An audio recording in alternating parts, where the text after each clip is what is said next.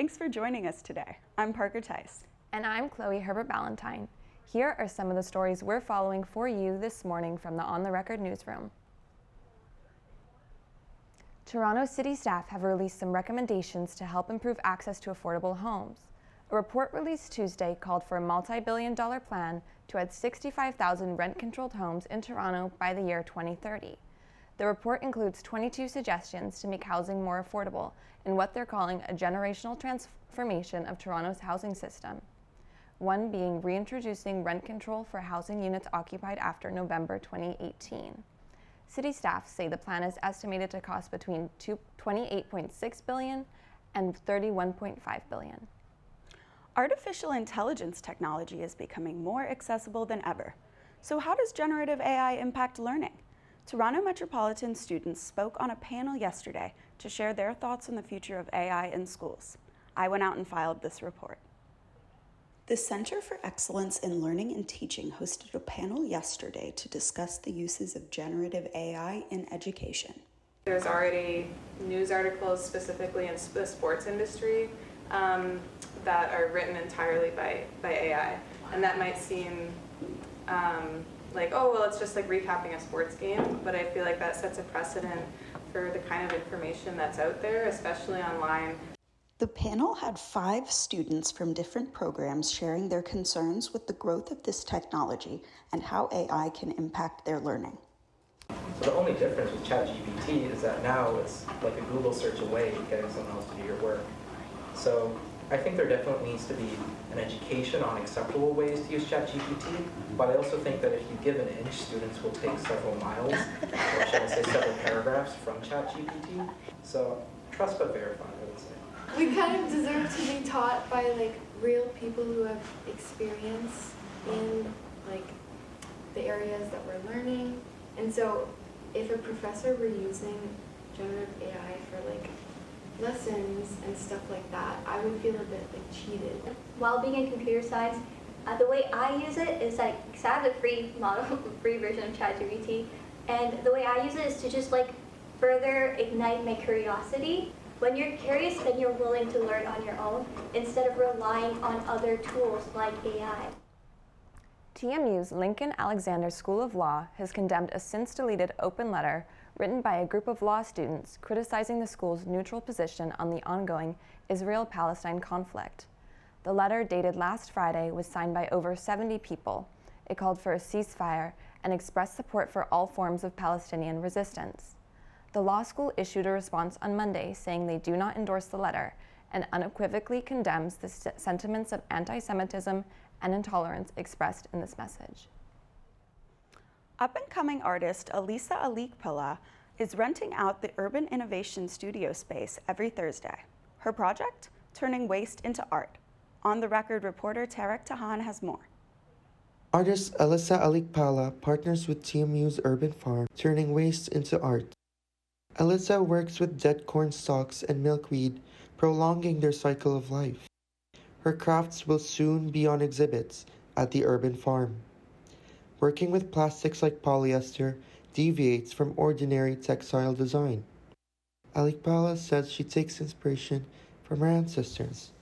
We, in the Philippines, work a lot with those kind of ephemeral, like plant materials. There is a commonality between all these different cultures in that reciprocal and respectful way of relating to the land and to the earth. And, you know, we've obviously kind of like moved far away from that in our...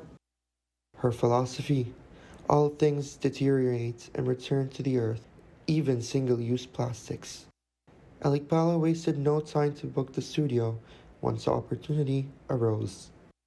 She aims to experiment with different techniques and to change the conversation on climate change, one textile at a time. Check out Elisa's work at TMU's Urban Innovation Center every Thursday from 1 to 3. Tarek Tahan, On the Record News. The first Toronto Hungarian Film Festival honoring the renowned award-winning Hungarian actress Marie Toacek starts tonight until Sunday. The festival will showcase the 6 most important Hungarian films from 2022. Toacek was very active in the world of film and TV for over 60 years across 170 roles. and was said to have been worthy of Cannes' Best Actress award at just 21 years old. The film is in her honor comes just over a year after her passing in 2021. Tickets are $15 and can be purchased online from tohuff.com. 5 new sports are being added to the Olympic Games. On the Record's Curtis Martin takes a look at the TMU connection. The International Olympic Committee announced last Thursday that they will be adding 5 new sports to the 2028 Games in Los Angeles, including the return of baseball and softball. Left out this time around, though, is women's baseball. TMU women's hockey player Emily Baxter represented Team Canada in the World Cup qualifier and is looking for it to be added in the future. I definitely think that with the growing popularity of women's baseball, that one day there could be in the Olympics. They definitely have increased popularity a lot in North America and a lot across in Asia, so definitely one day, and if it is, hopefully I can be there, yeah. Baxter helped the women's national team qualify for the World Cup this past summer in Thunder Bay, hitting a double in one of her 4 appearances for the national team during the qualification tournament. It's definitely a very surreal opportunity. I was definitely honored to be selected to represent my country. And I got to learn from a lot of great coaches and players beside me, and it was just a great experience overall, and I hope to be back in Thunder Bay next year. The TMU bold athlete will look to bring home gold this summer as the World Championships hit Thunder Bay. For On the Record News, I'm Curtis Martin. One of Toronto's own won a gold in skateboarding at the Pan Am Games this week. Here's Mackenzie Rebello with more. I'm Mackenzie Rebello, and this is your sports update. Canada's youngest female athlete won gold at the Pan America Games. 13-year-old Toronto skater Faye DeFazio Ebert won park skateboarding gold this past weekend. The competition was held in Santiago, Chile. Ebert's best score was 84.66 points. This is the first time the sport has ever debuted at the Pan Am Games, Ebert being the first ever champion in park skateboarding. A Belleville hockey team is joining Ontario's Sports Hall of Fame. The world champions 1959 Belleville McFarlanes will be inducted into the Ontario Sports Hall of Fame in Toronto. The Belleville McFarlanes, known as the Macs, will be one of 8 inductees this year. The other inductees include Toronto Maple Leafs president Brendan Shanahan, Olympian Perdita Felician, curler Marilyn Bodo, and hockey star Jana Hefford. The Macs represented Canada at the World Championships in Prague, where they faced Russia, the US, Czechoslovakia, Sweden, and Finland. Former McFarlane's player, Red Berenson, will accept the award on behalf of the team. NHL to review players' violation on Pride tape ban. Arizona Coyotes defenseman Travis Dermott became the first NHL player to defy the ban. Dermott is under review, but many suspect other players will follow suit. The NHL banned Pride tape after players sparked controversy for refusing to wear Pride-themed jerseys. It is possible Dermott and the Arizona Coyotes will be fined for this violation. Now you're up to date. That is it for sports this week. I'm Mackenzie Rebello. Taylor Swift may not be a hot single anymore, but her songs certainly still are. Here's Tori Goodwin with more in entertainment.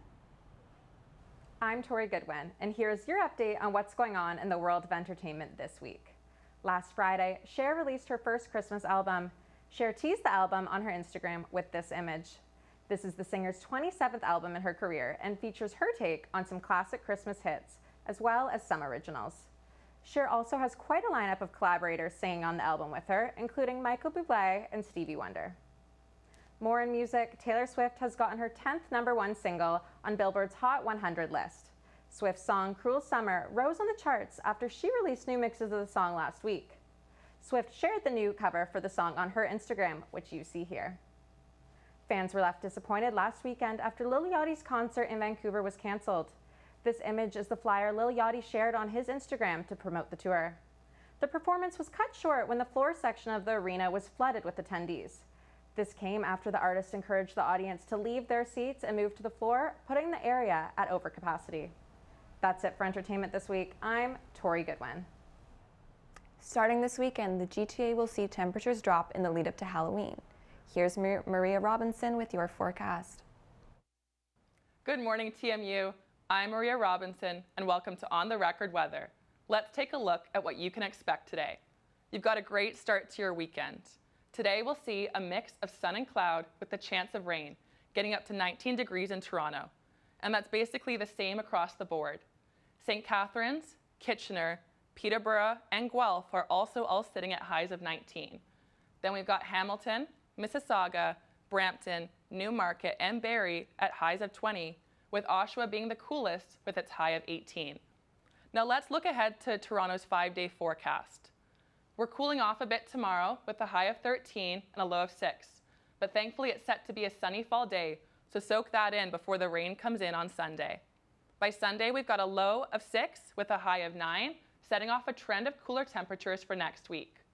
We'll reach up to 10 degrees on Monday with a low of 1, but thankfully that rain will ease up a little bit, leading into our Halloween. For all those trick-or-treaters out there, you thankfully have a nice sunny day with a bit of cloud for your celebrations. We'll see a high of 6 and a low of -1, so keep that in mind for your Halloween plans. And Wednesday is sort of an unexpected mix. We've got a high of 6 and a low of 1 with a mix of sun and clouds. But with that cooler weather coming in, there's a chance of wet flurries. I'm Maria Robinson with your On the Record weather. Back to you in the studio. On the Record has launched a new column dedicated to investigating all of your questions about TMU. Through our website, you can share your inquiries about something you heard around campus or a question about how a campus service operates. The column is called Allegedly and is open to TMU community members. You can learn more by visiting ontherecordnews.ca/allegedly, or you can scan the QR code on your screen now. That's all for On the Record this October 27, 2023. I'm Parker Tice. And I'm Chloe Herbert Ballantyne. Join us for On the Record next week as we round out the latest stories from the OTR newsroom. For more 24/7, including how you can submit your story ideas, visit our website, ontherecordnews.ca. Have a great day.